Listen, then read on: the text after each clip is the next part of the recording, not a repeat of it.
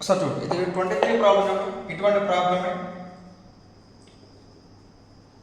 Evaluate limit x tends to infinity x² plus 5x plus 2 by 2x² minus 5x plus 1. ఇదే question. ఇది same question. ఇది ఇంతకుముందు x is equal to x tends to 0 దగ్గర చేసాం, ఇప్పుడు x tends to infinity దగ్గర చేసాం. ఓకేనా, ఇన్ఫినిటీ దగ్గర చేసాం.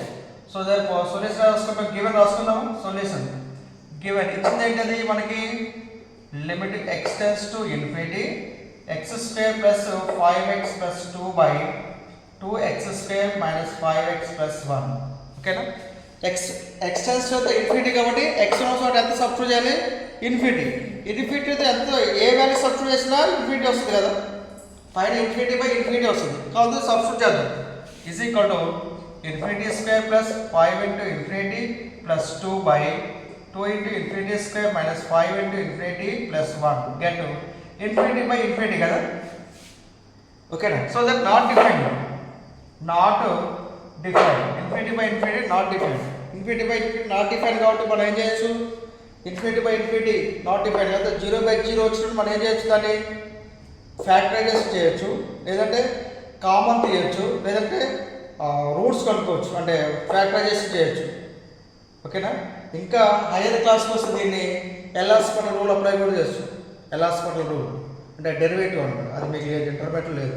ఎల్హాస్పిటల్ రూల్ అప్లై చేసుకోవచ్చు. ఎల్హాస్పిటల్ రూల్ కాబట్టి మనం ఎన్ని మెథడ్ ద్వారా దీన్ని సాల్వ్ చేసుకోవచ్చు. ఇలా వచ్చినప్పుడు ఒకటి కామన్ తీయడం ద్వారాగా, రెండోది ఫ్యాక్టర్స్గా విడగొట్టడం ద్వారా, రెండోది ఇంకోటి రేషనలైజింగ్ చేయడం ద్వారా, నెక్స్ట్ ఎల్హాస్పిటల్ రూల్స్ ద్వారా చేయొచ్చు దీన్ని. సో మనం కామన్ తీద్దాం, దీన్ని అన్ని మెథడ్ ద్వారా మనం చేయొచ్చు. దీన్ని కామన్ తీద్దాం. ఎంత ఇది, limit x tends to infinity is equal to ఎంత ఇది, x² కామన్ తీద్దాం. x² కామన్ తీస్తుందా, 1 కదా, 1 plus 5x by x² plus 2 by x² కదా. 1 ఇంటూ x² అంటే ఎంత, x², 5x by x² cancel అయితే 5x, x² క్యాన్సిల్ అయితే 2 ఉంటుంది లేదా. కింద కూడా x² కామన్ వస్తుంది కదా, ఎంత 2 minus 5x by x² plus 1 by x². Okay, x² cancel. Limit x tends to infinity 1 plus 5/x plus 2/x² by 2 minus 5/x plus 1/x².